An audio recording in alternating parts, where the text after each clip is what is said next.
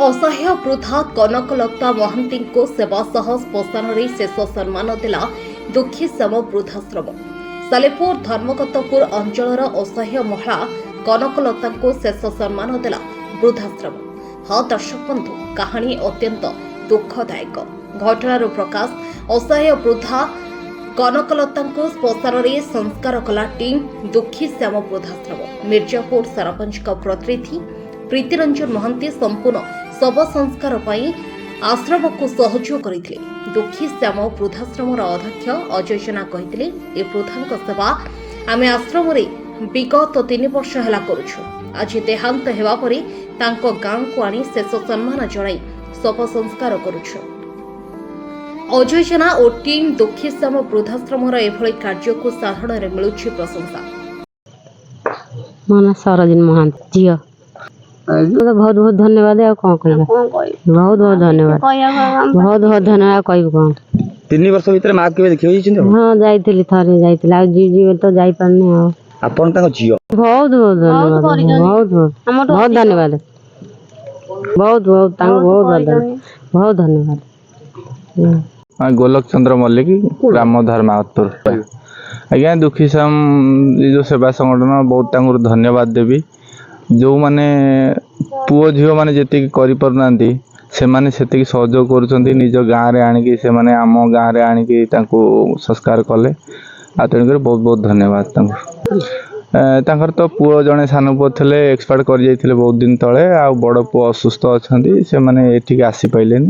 आपण मैंने जो सहयोग साहय करके आणिकी कले से धन्यवाद।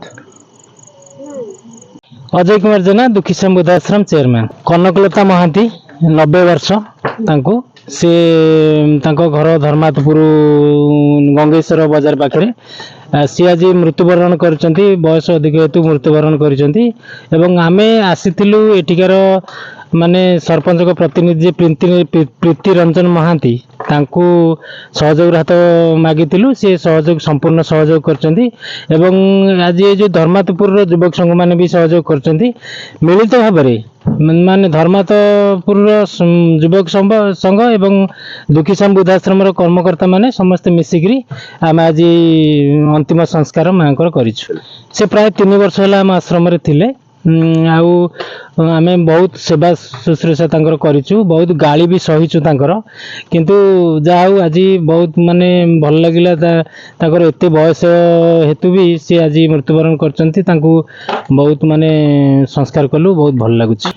देखंतु ये गोटे सामाजिक दृष्टिकोण एवं उच्च स्तरीय भावना दृष्टिकोण माने समाज होउछि हमर परिवार। तेणुकरी कार किए रक्तर कले लकले से दृष्टिकोण आम विचार करूना। आम समाज को पूरे परिवार बोली भावुछु एवं समाज रे जत्ते वृद्ध वृद्धा अच्छी आम बाप माँ बोली भावुछु एवं से दृष्टिकोण सेवा करुछु एवं अंतिम संस्कार मरीगला परे करुछु।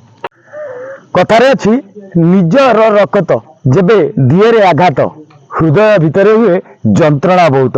आज्ञा एक कथा कहबार तात्पर्य होउछि एई धर्मागतपुर अंचल जड़े असहाय वृद्धा को उद्धार कर पाखापाखि 3 वर्ष निज आश्रम रे रखिथिला दुखीश्याम वृद्धाश्रम।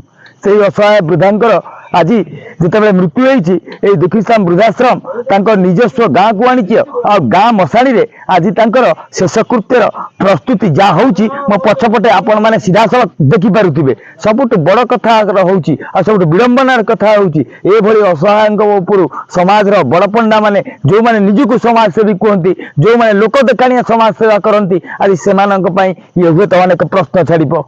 आमे सीधा सड़क कहबाकू चाहूँ दुखीश्याम वृद्धाश्रम कार्यकर्ता जो माने अछंती से माने निज त्याग तितिक्षार परिचय देइछंती। आ सबुठ बड़ कथा होउची आज अंतिम संस्कार और अंत्येष्टि क्रिया सामिल होई शेष सम्मान प्रदान करुचंती।